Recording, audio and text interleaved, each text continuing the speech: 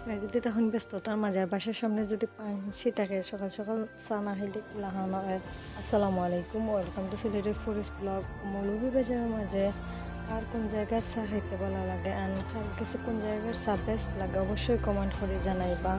And কোন চা best তা অবশ্যই কইবা, কার কাছে কোন চা ভালো লাগে।